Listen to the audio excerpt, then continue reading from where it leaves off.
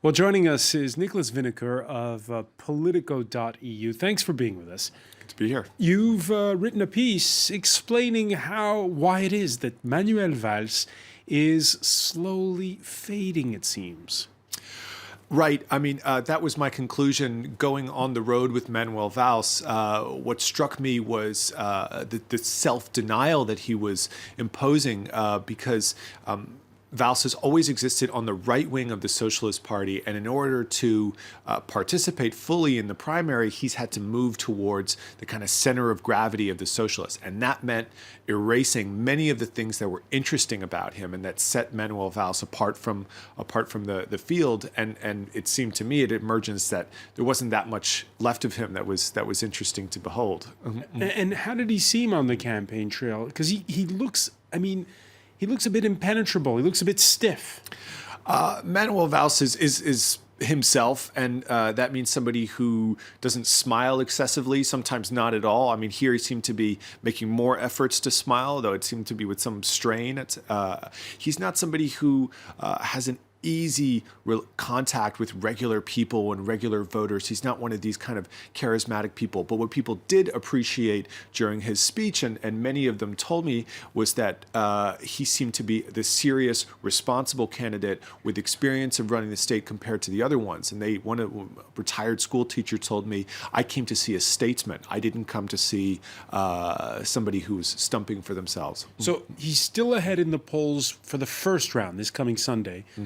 He trails, though, against his two big rivals in the second round. Can we assume that it's going to be the same as the primaries of the right, where it was the guy who was all the time in third place who wound up being the winner, that it's just not a year for favorites?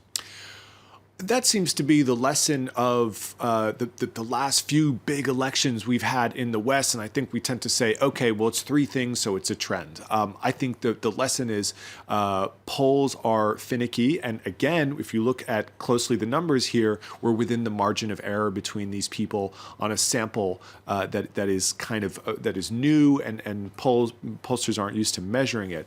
I think basically what we have here is a situation where I've seen polls where Valls is ahead. I've seen polls where Montebourg is ahead. One thing that seemed interesting to me was that Valls had much more support by quite a margin among socialist voters.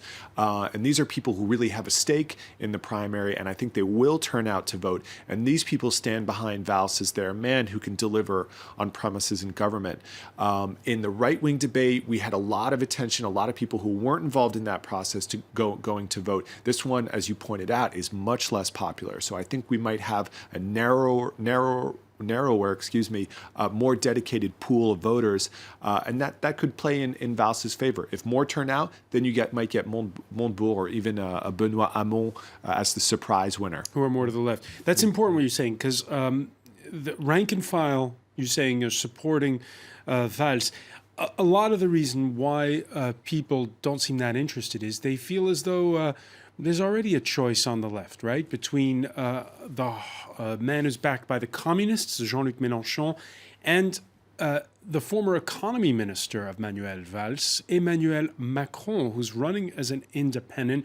I see more, again, these aren't major names, but socialist MPs who are now saying they're in favor of Macron.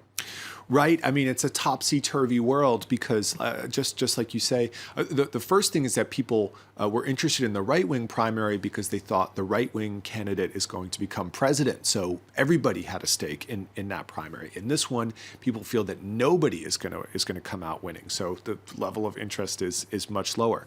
And on top of that, we've got two left-wing figures, one far left, one center left, who decided to opt out altogether. And these are people who, for fairly obvious reasons, are generating a whole lot more interest and enthusiasm. Just to give you an example, I visited a town of Clermont-Ferrand in central France, where Valls was with Valls, and Macron had been there the week before. 2,500 people showed up to see the Macron speak, and just 250 turned out for Valls. Gives you a sense of the level of interest in these campaigns. I think the comparison is not entirely fair. We're going to get a clearly identified left-wing candidate at the end of the primary, and then it will be a fair contest between these three men of the left. But for now, it does seem as if the left-wing primary is almost irrelevant. Almost irrelevant, but in France, one rule of thumb is that you need the party machine. People in the past who've run against the party machine have gotten battered. Emmanuel Macron, he's organizing a campaign and everything, but he doesn't have a party behind him with grassroots elected officials. In a year when we've seen Donald Trump take over the Republican Party, can he win without a machine?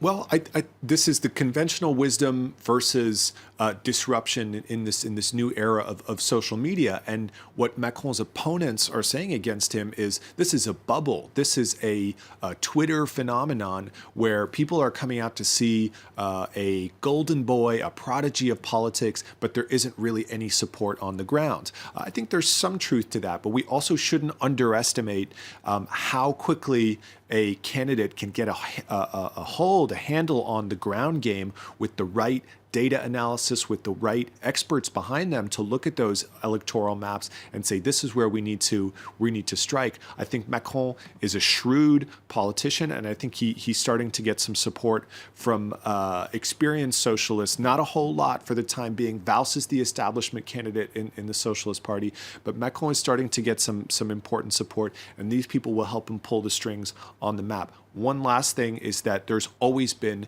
a third man who generates a lot of enthusiasm early in the campaign and tends to fade as we get closer to the real test. So let's wait and see where we go with Emmanuel Macron. All right, the real test is end of April, the first round, beginning of May, the second round. Before I let you go, Nicholas, back in December, you wrote an article about Donald Trump's downstairs neighbor on the 62nd floor of Trump Tower. His name is Guido Lombardi.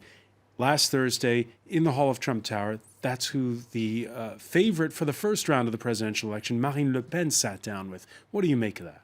Well, I was rather pleased to see him there because we were always very careful about his credibility, his bona fides. Was this man actually who he said he was? And then we saw them sitting there together in the coffee shop in the lobby of Trump Tower, and indeed, he was playing his role as a fixer. Guido Lombardi is somebody who is kind of informally around the Trump universe. The Trump campaign doesn't quite recognize him. The transition team doesn't recognize this person as being a part of it, but he does act as a conduit, and he brings people close to Trump, if not all the way up to the man himself. In this case, I think Lombardi was playing a role as a fixer for fundraising purposes. Marine Le Pen is still about 10 million euros short to run her presidential and parliamentary campaigns, and she was going to the United States to shake the tree and see if anybody wanted to lend her a few dollars. All right, Nicholas Vinocur, many thanks. We'll be talking between now, of course, and the beginning of May when we know who the next president of France is. Nicholas Vinocur of Politico.eu. Stay with